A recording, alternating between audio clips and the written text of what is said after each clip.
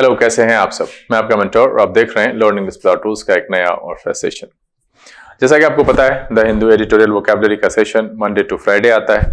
आज सैटरडे है, खाली दिन है और पिछले दिन मैंने रीडिंग कॉम्प्रिहेंशन प्रीवियस ईयर की शुरुआत की थी। आज यहाँ पर फिर से एक बहुत ही आसान सा पैसेज लेकर के उपस्थित हुआ हूँ और मैं ये चाहता हूं कि आप सब, चाहे वो किसी लेवल के हैं, सुपर बिगनर्स हैं, इंटरमीडिएट हैं, आप इसको बनाइए जरूर और बनाने के बाद अपना आंसर कमेंट में लिखिएगा जरूर। मैं जानना चाहता हूं कि क्या आपने सबका सब सही किया, क्योंकि पैसेज इतना आसान है कि इस तरीके का सवाल बिरले ही देखने के लिए मिलता है। कुछ एक एग्जामिनेशन है जहां पर मिलता है, चूंकि ये प्रीवियस ईयर है और ये था, तो मैं उपस्थित हो गया हूं लेकर के। छोटा सा एपिसोड होगा, 10 से 12 मिनट से ज्यादा नहीं जाएगा। तो चलिए फटाफट सेशन की शुरुआत करते हैं। उससे पहले जो लोग इस चैनल पर नए हैं और वैसे पुराने लोग जिन्होंने अब तक चैनल को सब्सक्राइब नहीं किया है, प्लीज सब्सक्राइब कर लीजिए। बेल आइकन प्रेस करके नोटिफिकेशन कॉल पर रखना नहीं भूलेगा, ताकि यहाँ जो वीडियो अपलोड हो उसकी सूचना आपको मिले और कोई भी सेशन मिस ना हो। लाइक और शेयर करने में कंजूसी नहीं कीजिएगा। साथ में सेशन के दौरान अगर मन में कोई बात रह जाता है तो कमेंट में लिख करके साझा करेंगे। अगले सेशन में हम उसके आंसर के साथ जरूर उपस्थित हो। चलिए सेशन की शुरुआत करते हैं।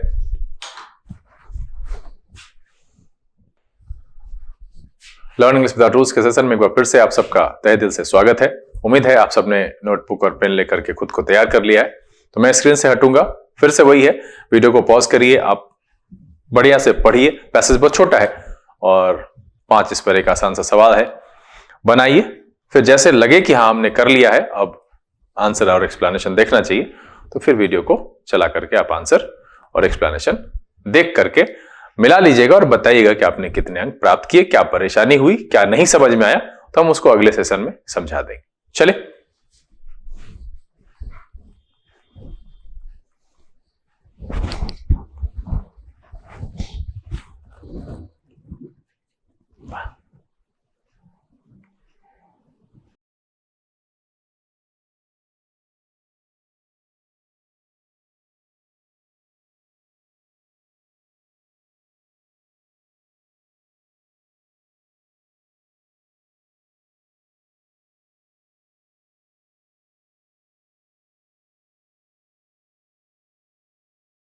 चलिए, उम्मीद है आप सबने इस पैराग्राफ को पढ़ लिया होगा। बहुत आसान है और आसान सी बात यहां पर कही गई है और उसके हिसाब से आपने 5 सवाल बना लिया होंगे। तो चलिए फटाफट हम इसको आपके सामने एक्सप्लेन करते हैं और फिर क्वेश्चन का आंसर देखते हैं। चलिए, यहां साइंस की बात की जा रही है। Achievement of science in the 20th century has been very great. क्या है कि जो साइंस के अचीवमेंट रहे हैं 20th सेंचुरी में, बहुत ग्रेट रहे हैं। It's influence can be felt in every sphere of life. और इसका जो इन्फ्लुएंस है, जो इसका प्रभाव है, वो हर क्षेत्र में देखा जा सकता है, जीवन के हर क्षेत्र में देखा जा सकता है। और बिल्कुल है भी, ओब्वियसली अगर आप महसूस करिए तो किचन से लेकर के अंतरिक्ष यान तक, और अंतरिक्ष यान तो साइंस का जीता जागता नमूना है। अब छोटे छोटे जगहों पर भी, जहां पहले किसान बहुत परेशानी से जिस काम को करते थे, आज वो बहुत आसान हो गया है। तो बहुत आसानी से आप जीवन के हर एक क्षेत्र में इसके प्रभाव को महसूस कर सकते हैं। क्या कह रहा है? From the small pins and needles to the huge iron sheets and joints, most of the things we require for our everyday use come out of factories where scientific principles are utilized for practical ends. मतलब ये है कि अगर आप इसको देखेंगे तो छोटे पिन से लेकर के निडल्स या फिर ह्यूज आयरन सीट हो, हर एक जॉइंट जो कि हमेशा हमारे जीवन में यूज होता है, रिक्वायर फॉर एवरीडे यूज, प्रत्येक दिन के यूज में, come out of factories where scientific principles are utilised, जहां पर कि साइंटिफिक प्रिंसिपल्स को यूटिलाइज किया जाता है प्रैक्टिकल एंड पर। Science has enabled man to bring forces of nature under control. Science ने क्या किया है कि जो इंसान है उसको इतना सक्षम बना दिया है कि वो नेचर के जो फोर्स हैं उसको कंट्रोल में ला करके और कहां यूज करे, use them for his own advantage, उसको अपने एडवांटेज के लिए इस्तेमाल करे।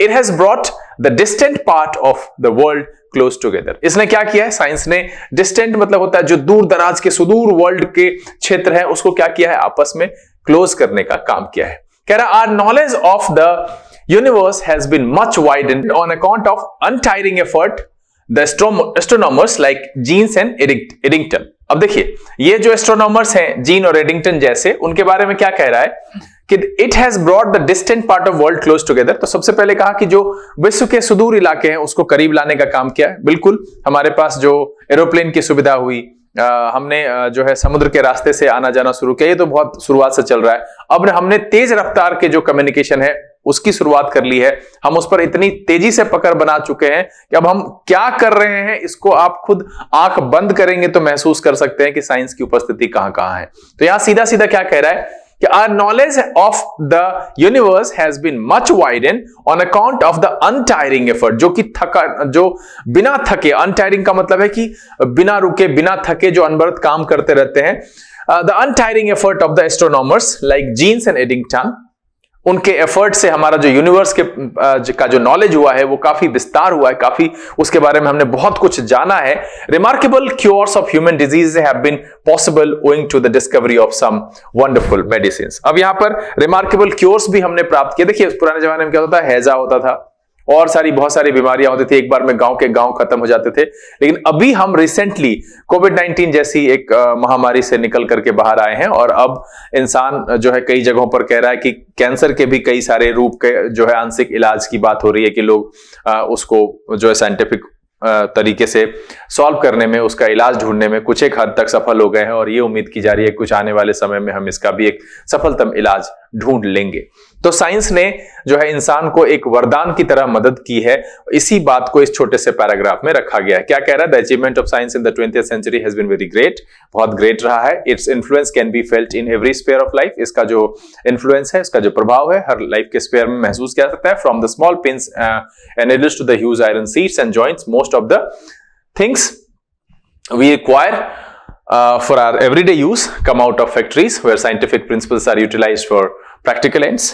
Science has enabled man to bring forces of nature under control and to use them for his own advantage. आपको लगा कि सर नेचर का जो पावर है उसको कैसे, तो देखिए नदियों को हमने कंट्रोल किया, बांध बनाया, उससे बिजली उत्पन्न की। ऐसी बहुत जगहों पर बहुत सारी परियोजनाएं चलाई जा रही है। उसको नहरों में कन्वर्ट करके जो है हमने खेतों तक सिंचाई के लिए जो है पहुंचा दिया है। बहुत सारे ऐसे काम हो रहे हैं।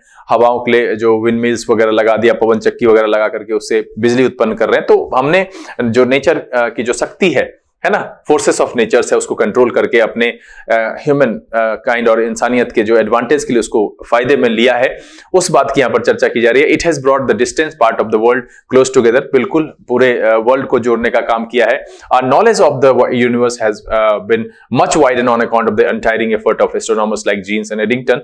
बहुत सारे एस्ट्रोनॉमर्स ऐसे रहे हैं, चांद पर गए, बहुत सारे जो पूरे इस यूनिवर्स में खोज पर लगे हुए हैं और हर दिन एक नया रहस्य जो है जानने के लिए मिलता है और जो है साइंटिफिक जो है डिस्कवरी जो है वो प्रत्येक दिन हो रही है। साइंटिस्ट इस पर जी जान से लगे हुए हैं, अपना जीवन सब कुछ साइंस के नाम समर्पित करके जो है इस ज्ञान के भंडार को और विस्तारित करने में लगे हुए हैं। तो यहां पर फिर देखिए क्या कह रहा है, remarkable cures of human disease have been possible owing to the discovery of some wonderful medicines. और ओब्वियसली मेडिकल के क्षेत्र में भी हमने बहुत सारी जो है चीजें प्राप्त की है जो कि इंसानियत के लिए कई लेवल पर फायदेमंद है। चलिए, उम्मीद है कि मैंने इसको 2 बार पढ़ करके आपको समझा दिया है और अब आप अच्छे से समझ गए होंगे। तो हम यहाँ पर क्वेश्चन करते हैं, कह रहा the main idea of the passage क्या है? The impact of science can be felt in every sphere of life. Science is anathema. Anathema का मतलब यहाँ पर होता है ना अभिशाप से। तो भैया इसकी चर्चा तो हो नहीं रही है, अभिशाप की चर्चा हो रही है। एनाथेमा का मतलब क्या है? अभिशाप। उत्तर क्लियरली लिख देते हैं। एनाथेमा का मतलब यहां पर है अभिशाप से। तो बिल्कुल भी ये इसका मतलब नहीं है और ये मेरा आंसर अरे भाई क्या हो रहा है?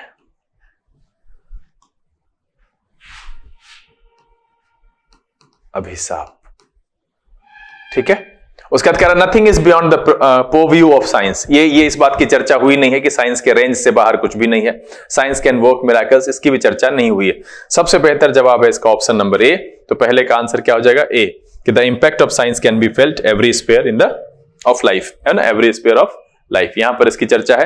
चलिए, कह रहा the mode of approach is logical नहीं है, एनाटॉमिकल नहीं है, डिस्क्रिप्टिव नहीं है, यह है एक्सपोजिटरी।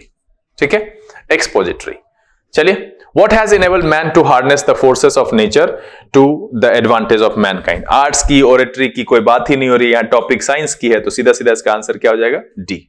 तो इसका आंसर क्या हो गया? डी। और तीसरे का भी आंसर क्या हो गया? डी। कह रहा science has proved a great boon for scientist नहीं, आर्टिस्ट नहीं, मैनकाइंड। इसका क्या आंसर हो जाएगा? डी। अब कह रहा था most appropriate title for the passage will be. ठीक है, साइंस इज ए कर्स होगा नहीं, अचीवमेंट ऑफ साइंस इसकी बात की नहीं गई है। सबसे बढ़िया जो टॉपिक का लग रहा है हेडिंग वो है option number B, science as a great boon. तो यहां पर जो पहला है उसका ऑप्शन है ए, दूसरा है उसका ऑप्शन है डी, तीसरा है उसका भी है डी साइंस, चौथा है उसका भी है डी मैनकाइंड, और जो पांचवा है उसका भी आंसर है बी। उम्मीद है कि छोटा सा पैसेज था, 5 से 7 मिनट का समय लगा और आप सब ने, अब यहां पर कहीं से भी मुझे कोई शक नहीं है, कोई दो राय नहीं है कि सबका सब सही नहीं किया है।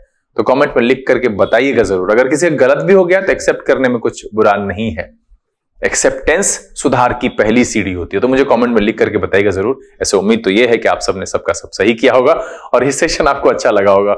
अगर ये वीडियो पसंद आया आप इसको लाइक कर दीजिए, चैनल सब्सक्राइब नहीं किया तो सब्सक्राइब करके बेल आइकन प्रेस करके नोटिफिकेशन कॉल पर रखिएगा, ताकि यहां से फिर इस तरह की जो वीडियो जाएगी उसकी नोटिफिकेशन आपको मिले और कोई भी सेशन मिस ना हो।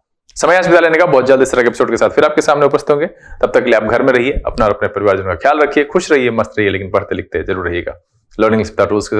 This is BK Singh signing off. Keep reading, keep practicing. Thank you. God bless you.